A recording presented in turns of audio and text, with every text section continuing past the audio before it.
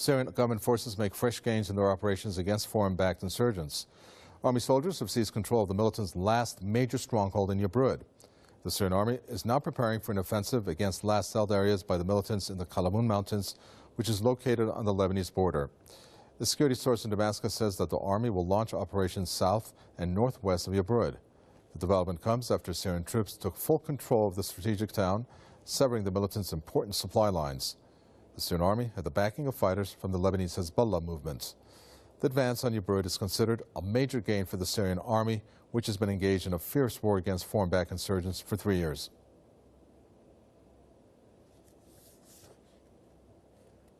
Gordon Duff, editor at Veterans Today, joins us from Ohio to tell us what he thinks about this. Gordon Duff, at the rate that the Syrian army is going, it appears that the opposition is going to retreat, and the gains are going to get to a point where the opposition perhaps is going to lose this war. Where do you see this going in terms of the Assad government versus the backers of these insurgents on the ground? What are the backers going to do now?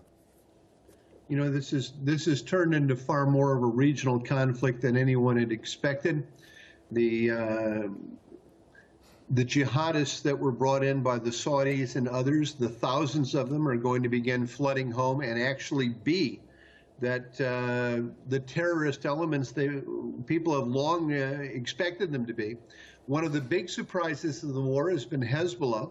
Hezbollah had performed very well in the 2006 conflict against Israel, and right now Hezbollah is turning into a trained, qualified army, and to that extent it's a far more disciplined and it's a far more politically functional and more politically acceptable group. We've created a very strong relationship here across Iran, Syria, Hezbollah, stretching into Russia, into what will be half of the Ukraine.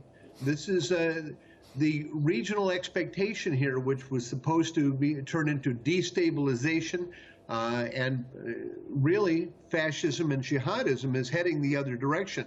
This is a very surprising turn against many, and is going to have a serious effect when we finally get down to constructive talks about what happens to the Palestinians who are now being oppressed in Israel.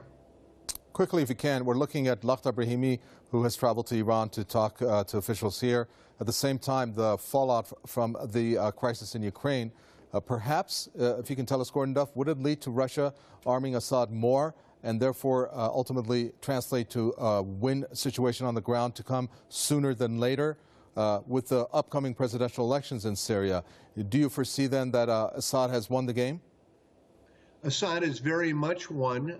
There is no reason for Putin to want to play along with the United States and EU whatsoever after the horrific things that have been done in the Ukraine. We expect the Ukrainian people to increasingly side with Russia. More of the Ukraine. The Ukraine is one of the things we talked about a couple of weeks ago.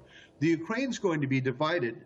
Half of the Ukraine is going to turn into a radical jihadist state, be it a fascist jihadist state, very anti-Russian. It's going to be very destabilizing. Toward that end, the Cold War is coming back. Toward that end, Hezbollah and Syria are going to be very much aligned with Russia. They're going to get higher quality armaments. There's going to be a more survivable situation, not only for Assad, but there's going to be a change in the balance of power throughout the region as Russia begins to take much of the stand that they had during the Cold War. Oddly enough, a stand that has the support of the majority of the American people. Thank you so much for that. Gordon Duff, editor at Veterans Today. Thank you.